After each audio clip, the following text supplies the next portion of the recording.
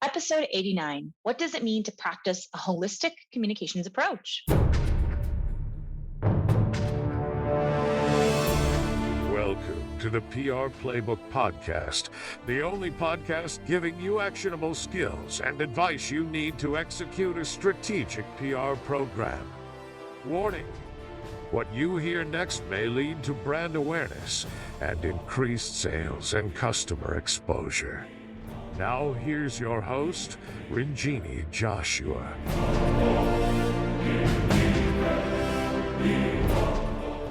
Hello, everyone, and welcome to episode 89. I know we took a little break on the pod, and so we are back and we have such awesome content coming up. So I'm very excited to say that. I also wanted to let you know that you can also check out our new weekly Instagram Lives every Thursday at noon Pacific time, answering your burning PR and marketing questions. I will be there myself. So if you are interested, shoot an email to Bintu, BINTU at thesilvertelegram.com. Shoot all your questions to her, and she will make sure that we get them answered so that you can get the most tips as possible to get your marketing and communications on par. So today, I wanted to really touch on a holistic communications approach and what that means. Obviously, they have been siloed for decades. We've been siloed with marketing, advertising, PR, social media now.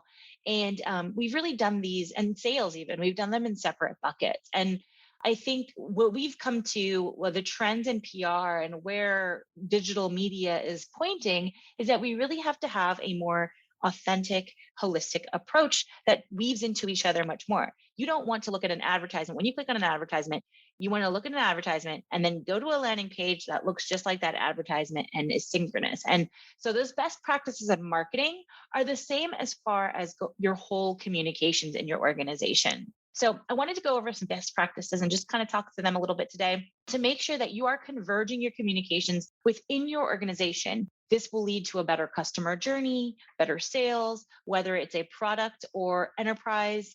It really doesn't matter. Same principles apply. So first and foremost, and this is something I am a huge proponent of, is aligning your core vision and mission across all your departments, which also means having that language in your website, in your marketing materials, in your sales calls and sales materials. Those salespeople should be regurgitating those same core mission and vision values. And then, of course, in your public relations, so any press releases or press kit that you have, these core messages should be weaved in throughout, whether it's a one-liner or a tagline or whatever the case may be. Make sure that it all aligns together so that there is some kind of congruency in your messaging. Number two, map out your customer journey with key members from every team. And I know, I'm sure we all do this kind of customer journey activity. And I think it's very, very important marketing activity that really translate well to every other department. So let's say you have a public relations person, a marketing person, salesperson, and even a social media person, and potentially an advertising person if you have an advertising budget. Make sure all five of these people, or if those people have multiple roles, however many people they are, they're all in the same room when you're mapping out your customer journey. This will give you insights to challenges and messaging and opportunities that you might not even know that you have. For example, the sales team is going to have a lot more insight into the decision-making process of what people push back on, what questions they have, which can really inform marketing's approach to maybe putting out marketing collateral, what kind of white papers you might want to create, and PR's approach to what problem your company solves in the marketplace and how we present that to the media. So understanding the challenges at each point of that funnel is really, really important. And I found we sit in on some client sales calls, and in those sales calls, I hear these pain points that are a little bit different. That's sometimes what the boss tells me. And so hearing the pain points straight from the salespeople's mouths is a little bit different from maybe someone who's in, a CEO who's in the mix all day and every day, thinking that they're solving these set of challenges, but the salespeople are saying, well, actually, they like this better about our product. So understanding what value propositions are landing the best, I think the sales team has that insight and has that input that they can give you in improving your marketing messages and improving your PR messages. Same thing from a PR perspective. A lot of times, what I found is when I explain PR to maybe the marketing team or the sales team, they don't realize that like some things like that, some small nuances of what they do can impact how we message. And actually, if we can deliver that same message with maybe a contributed article, or we can talk about a topic a little bit more that hits on those pain points that the customer has, then the sales process would be a lot easier because I can have a piece of PR coverage to give to the salesperson to answer those specific questions that they might have. If that hopefully that maps out to you guys. But yeah, so it's very important, I think, to have these key members from every team to help create that cohesiveness. Number three, don't do something because you think you have to do it. And this is really playing on the world of social media. And a lot of people think they have to be on Facebook or Instagram or LinkedIn or Twitter, but do it because it works. So make sure you're doing the things that are most impactful to your organization. I think it's also really important if you have limited resources. We talk to a lot of startups and entrepreneurs and people that are just starting their small businesses that have limited resources. Make sure that you are doing the maybe three things that make the most impact instead of doing five things and you don't know what the other two are doing. So don't do something because you think you have to. Do it because you've tracked it, you know it works, and do more of those things that work. Four, measure the outcome from each channel so you know exactly what you need to rely on what points of year. So people often say that the measurement of PR is kind of like confusing to them. But there are definitely different ways that you can measure PR. The main way I think is driving traffic to your website.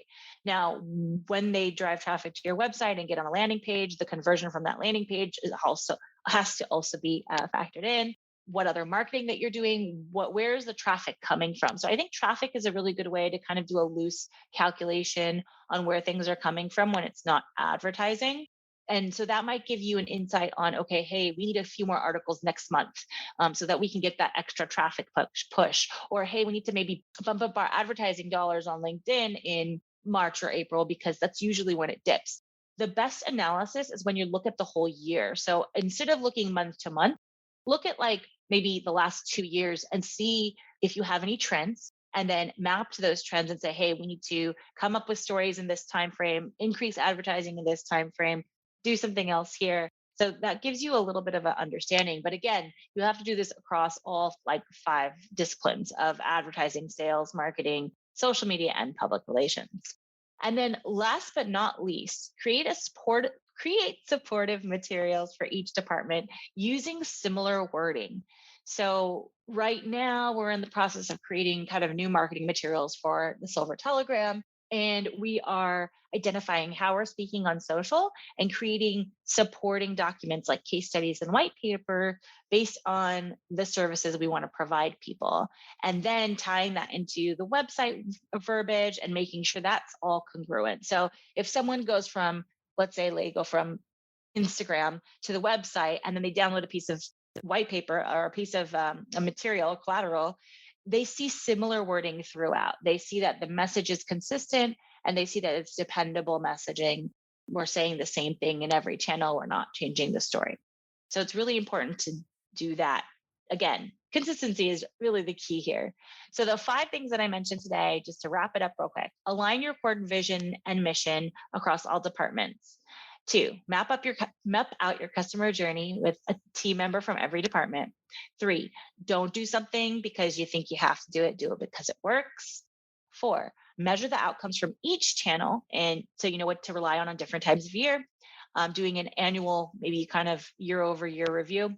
And last but not least, 5, create supportive materials for each department using similar wording. So this is really all about consistency and being cohesive.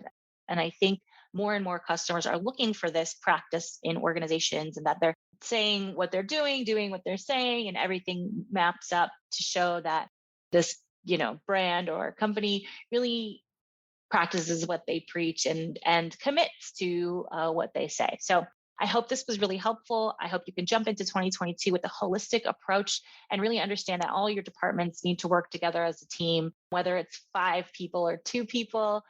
Make sure that you're creating consistent messaging across these different practices of communication. Good luck, and hopefully we'll see you on Instagram Live on Thursday, and definitely next week on the PR Playbook podcast. Sorry, I've got the Mondays. Talk to you soon.